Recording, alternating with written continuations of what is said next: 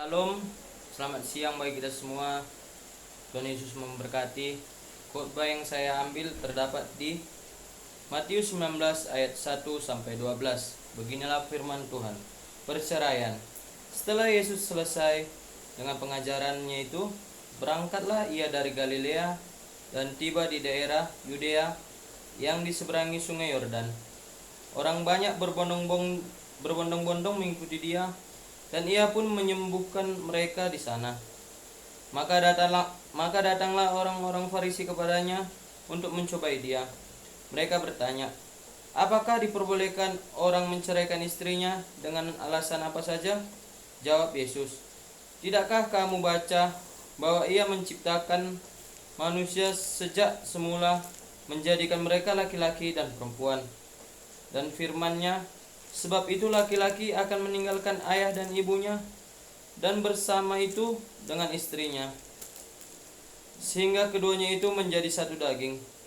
Demikianlah mereka bukan lagi dua, melainkan satu.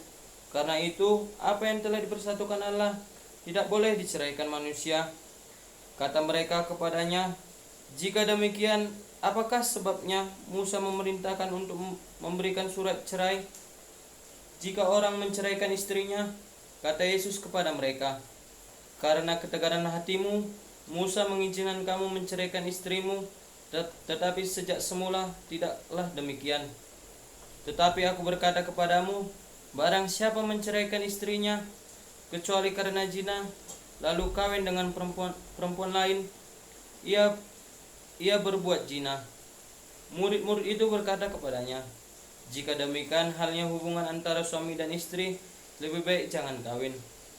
Akan tetapi ia berkata kepada mereka, "Tidak semua orang dapat mengerti perkataan itu, hanya mereka yang dikaruniai saja.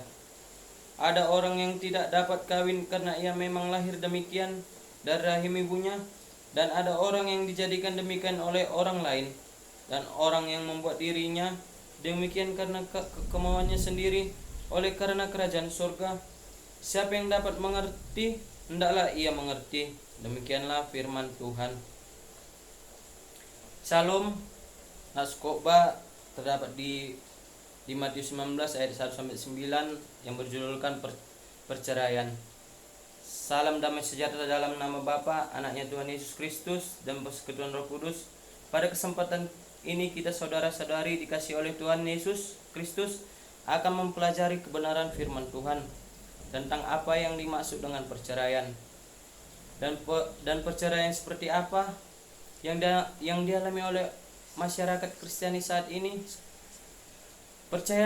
Perceraian bukanlah ideal Tuhan. Jelas bahwa Tuhan tidak merancang perceraian. Apapun pandangan mengenai perceraian, adalah penting untuk mengingat kata-kata Alkitab dalam Maleakhi 2 ayat 16. Mari kita bersama membaca. Sebab aku membenci perceraian, firman Tuhan Allah Israel. Menurut Alkitab, kehendak Allah adalah pernikahan sebagai komitmen seumur hidup. Demikianlah mereka bukan lagi dua, melainkan satu. Karena itu, apa yang telah dipersatukan Allah tidak boleh diceraikan manusia. Terdapat di Matius 19 ayat 6. Yesus mengatakan bahwa Allah mengizinkan perceraian tetapi tidak mengkehendakinya. Saudara-saudari yang terkasih di dalam nama Tuhan Yesus, perceraian dalam sejarah umat manusia pertama kali dituliskan dalam kitab PB. Dalam Matius 19 ayat 8, Yesus berkata bahwa Musa mengizinkan perceraian hanya karena ketegaran hati umat Israel.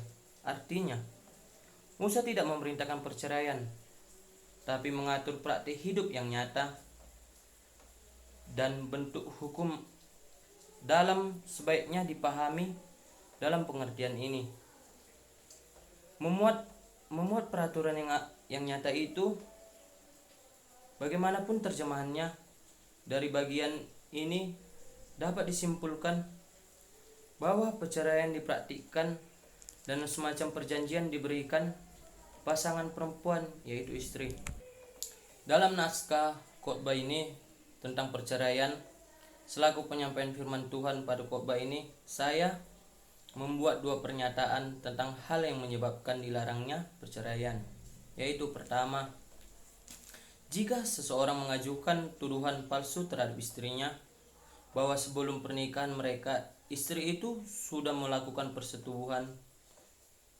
Kedua, jika seorang laki-laki bersetubuh dengan seorang perempuan dan bapak perempuan itu memaksa laki-laki itu kawin dengan anaknya, terdapat di Ulangan 22 ayat 28 sampai 29 dan Keluaran 22 ayat 16 sampai 17.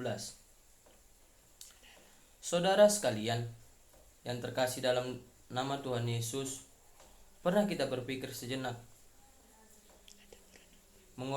mengorbankan harta benda, yaitu kita punya, untuk biaya pernikahan?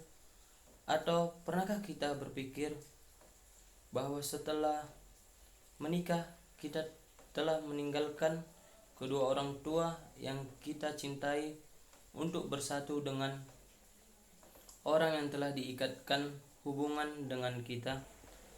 Saudara-saudari yang terkasih, setelah terjadinya perceraian, hal apa yang akan terjadi? Apakah kesenangan atau penderitaan? Setelah kita memahami teks perceraian ini, saya menyimpulkan dampak yang terjadi setelah cerai, yaitu perceraian mengakibatkan masalah-masalah. Apabila rancangan Tuhan diabaikan oleh manusia, pastilah timbul masalah bagi orang-orang tertentu.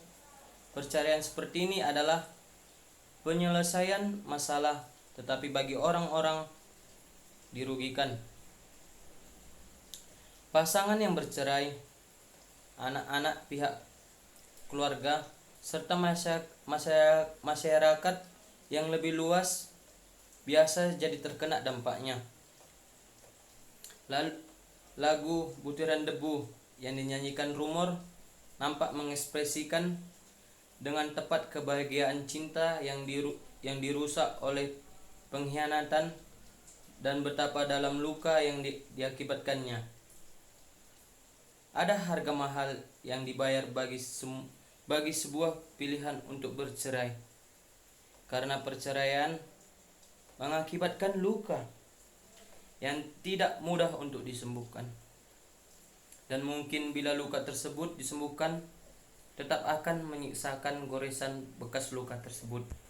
Selanjutnya, pada kesempatan ini kita akan membahas mengapa terjadi perceraian dalam pernikahan pada kalangan Kristen, dan juga hal apa yang menyebabkan terjadinya hal itu. Di dalam Matius 19 ayat 9, karena adanya perbuatan cabul atau zina, alasan perceraian ini adalah apabila didapat hal-hal yang tidak senonoh. Adalah erwat dabar, sebuah frase yang secara harfiah berarti ketelanjangan suatu benda. Kata ini dapat diartikan sebagai keadaan telanjang atau pamer aurat yang dikaitkan dengan perilaku yang tidak suci, tetapi bukan perzinahan. Setelah pernikahan, karena hukuman bagi perzinahan setelah pernikahan dalam hukum Taurat adalah hukum mati, sebagaimana yang disebut dalam Imamat 20 ayat 10. Bila seseorang laki-laki yang berzina dengan istri orang lain, yakni berzina dengan istri sesamanya manusia, pastilah keduanya dihukum mati, baik laki-laki maupun perempuan yang berzina itu. Bapak, Ibu, saudara-saudari seiman, dengan pembahasan khotbah mengenai perceraian ini, bahwa dalam umat Kristen perceraian itu adalah hal yang dibenci oleh Tuhan dan tidak diperkenakan bagi umat yang dikasihaninya. Maka marilah kita merenungkan tentang arti pernikahan yang sejati, bahwa dalam Markus 10 ayat 7 dikatakan, "Sebab itu laki-laki akan meninggalkan ayahnya dan ibunya dan bersatu dengan istrinya."